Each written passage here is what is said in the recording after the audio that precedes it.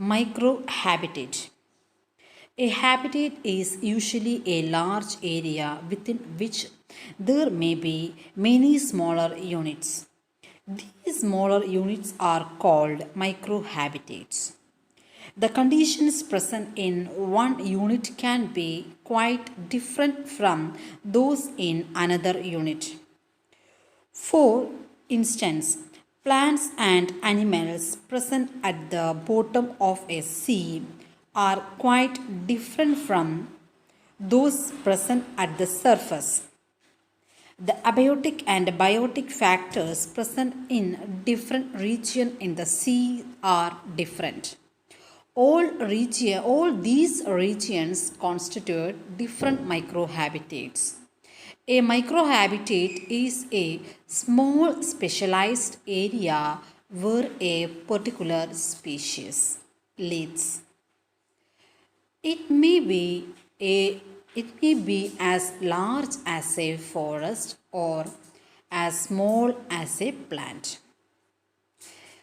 For example, a tiger microhabitat is a forest, while silkworm live only on the leaves of the mulberry tree. So, this is about what microhabitat. So, what is a microhabitat? A habitat is usually a large area within which there may be many smaller units. These smaller units called what? Microhabitat. So a microhabitat is a small area which differs somehow from the surrounding habitat. How does a microhabitat form? The changes are brought about by natural factors such as earthquakes, volcanoes, explosions, or man made events like wildfire, cutting of trees, and draining of marshlands. These changes might bring along increased predation, struggle for resources, and introduction of pests and diseases. Examples of microhabitat? Yes, that is decomposing log or animal and lichen growth and under rocks and leaf litter, termite tubes. These are some examples of what microhabitat. I hope all of you understood this topic. Topic: Serocols or seric adaptation in desert animals. You know about this desert animals. Yes. So the adaptation in desert animals are to facilitate them to withstand severe heat and water scarcity. The desert rats and snakes make deep burrows which offer a cool and moist home during daytime when the desert is hot and dry. During night, when the desert are cool, the animals comes out of the deep burrows and holes and become active. So these animals called as what? Nocturnal animals. Why they are called as nocturnal animals? Because they very active in night time. Okay. Okay. So a desert lizard, otherwise mollat, can absorb water through its hygroscopic skin, which means moisture absorbing. Their skins are how moisture absorbing. Okay. So the desert animals adapt their bodies to prevent loss of water by perspiration. The camel is a cirrocol. It can cover very long distance without food and water as long as 10 days. Camels are used for transportation in desert and are known as what? Yes, ships of the desert. Camel shows some different kinds of adaptations. What are the adaptations? Okay, let's discuss. Each foot has only two toes. While walking, the camel uses its entire foot. Its hooves are covered by a larger soles, which helps it to move on hot, slippery sand. It can cover a huge distance in a day, at a speed of 20 to 25 km per hour without food and water. The camel can live up to 10 to 12 days without food and water. When water is available, it can drink as much as 50 liters at one time. This water gets evenly distributed in all the tissues of its body. And you know that the camel have what hump on its back is actually a food reserve filled with fat. This food is utilized when it does not get anything to eat. This is why the size of the hump gets reduced when the camel does not have anything to eat. Very little water is excreted from its body when it does not get water. It passes about half a liter of urine in a day. The facial matter of the camel contains very little water. It passes nearly dry tongue. And its breathing rate is very slow to prevent water loss during breathing. And it can adjust its internal temperature and keep it higher than that of the surroundings. Due to this, the loss of moisture through perspiration in nil. It has a slender snout which bears a cleft upper lip. It has long eyelashes and muscular nostrils which can be enclosed to protect it from wind-blown sand. So these are the adaptations of camel. I hope all of you understood this topic. We're going to discussing the adaptations in animals. Animals also shows different structural and functional adaptations to the conditions in which they live. The adaptations seen in animals are of the following types: aquatic, terrestrial, arboreal, and aerial.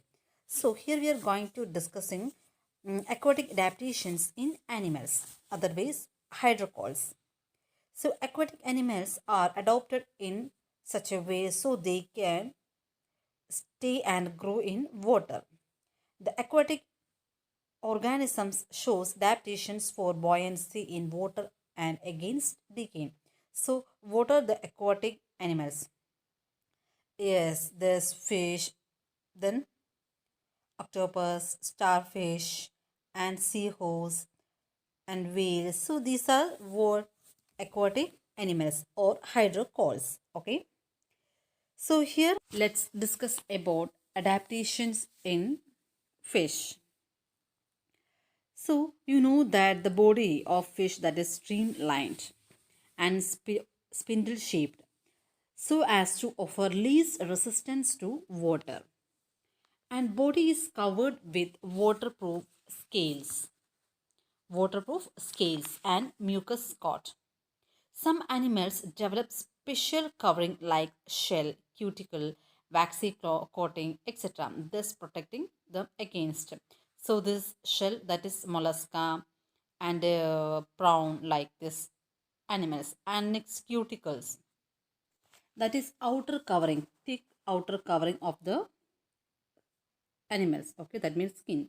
And next is waxy coating. Maximum all animals that's having what waxy coating. So these are what protecting them against decaying. Next is respiration occur with the help of gills. See the picture, there is gills. Okay. So this gills that helps to what respiration, which have a large surface area to extract oxygen dissolved in water. And the next is locomotion. How the aquatic animals move in water? Yes, with the help of what? Fins. So here the locomotion or swimming is done with the help of fins as in fishes, okay, and by webbed feet as in frog and duck.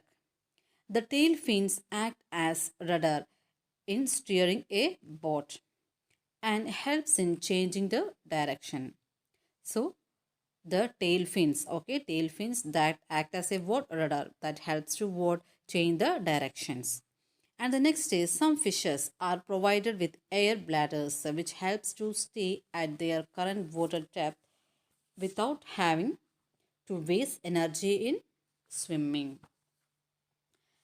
And some fishes and water insects like giant water bug or belastoma carry air bubbles on their body or within their body, which helps in word buoyancy. Buoyancy means what, it's float on water.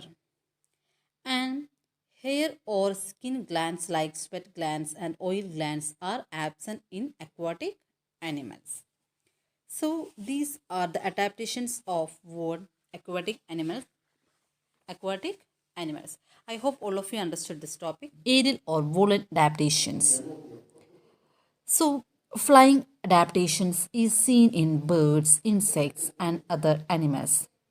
They come to the ground for resting and feeding. They possess wings streamlined body, have reduced body weights, light skeleton, developed flight muscles, high rates of metabolism, and specially developed sense organs. They glide or sonar in the air. So, what are the adaptations for the flight in birds? They have what streamlined body that provides minimum resistance during flight, and forelimbs modified into wings to help them fly, glide, or remain in air, while hind limbs are shifted forward to balance their body weight. And next is hollow bones and lungs with air sacs. The air sacs ensure that oxygen required for energy releases in abundant. Beak without teeth. They have beak without teeth. Presence of feathers that clothe and insulated them against the loss of body heat and help in flight.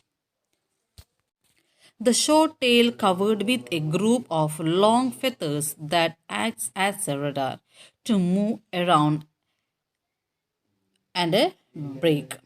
Strong flight muscles attached to strong breastbones, that means skills, that provide additional strength during flight. So these are the adaptations of flying birds. Okay. And next we are going to discussing about aerial plants. What? Aerial plants. The plants that live in air or wind. The plants that live in air or wind, and the wind serve as a water food of the plants. Aerial plants have roots above the ground. Aerial plants are often found in rainforests where competition at ground level for light and food has led to their evolutions. Aerial plants can live off other plants and trees. Some examples of aerial plants are ivy, Spanish mosses, banyan trees, bank rose trees, orchids, bantam, dendrobium. These are some examples of what aerial plants. Most aerial plants are found in tropical and equatorial region of the world. In evergreen rainforests, the foliage is so thick that some plants have evolved aerial roots to allow them to absorb more sunlight. The development of aerial roots is thus an evolutionary process. Aerial roots are often thick and spread around the parent trees. The banyan tree can have several aerial roots as it gets older. So, what are the adaptations in aerial plants? The orchid, otherwise bantam, adapts itself suitably to change in temperature and humidity. It is a native to tropical forest. The stem of the orchid stores water and the leaves are specially modified to keep water in and dryness out. The roots of these plants are fleshy, branching or hanging in air and absorb moisture from rain or humid air. And the banyan trees. The banyan trees, there are aerial roots which give support to tree for growth and cover a considerable area. So these are about adaptations of plants, aerial plants. Okay, I hope all of you understood this topic. Thank you. Mountain adaptations. The mountains can be a barrier to both plants and animals due to rapidly changing ecosystems, harsh climates, scarce food, and difficulty in climbing. For this reason, either set of any given mountain range can be home to entirely different plant and animal species. The most significant adaptations of plants and animals are seen at higher elevations due to harsh winds and extreme climates. So here we are going to discussing the first one, adaptations in mountain trees. Plants have adapted to store food, moisture and energy. They have stems or rhizomes which extend beneath soil surface to store food. This stored food is used during growth in spring without any wait for water and nutrients from the soil. Leaves has waxy substance that seals moisture in due to the fact that thin soil layer in mountains cannot retain moisture. Leaves are needle shaped, which can reduce moisture loss and helps to cope with snowfall. Next is adaptations in pine trees. What are the adaptations in pine trees? Pine is a coniferous tree which have thick bark to protect against the cold. Pine tree has a cone-shaped structure with flexible branches which helps to cope with heavy snowfall. Pine cones protect the seeds during the harsh winter. Pine trees are evergreen due to this fact their needle-shaped leaves can photosynthesize whenever there is sufficient sunlight. Needle-shaped leaves reduce moisture loss. So what are the adaptations of fir tree? Firs are the large trees reaching heights of 10 to 80 meter when mature. They can easily be distinguished from other members of the pine family by the unique attachment of their needle-like leaves and by their different cones. Fir trees are equipped with a special root structure called adventitious roots which grow directly from their trunk to help keep them anchored on steep mountain slopes and resist strong pressure from blowing winds. Leaves have waxy resins like coating on the needles which helps to preserve water. Fir trees have needles which have relatively small surface areas and so require less energy to grow. Fir trees grow straight to have more sunlight and do not have many branches. These trees remain compact and minimize their energies for making food and warmth. So these are about our adaptations in mountain trees.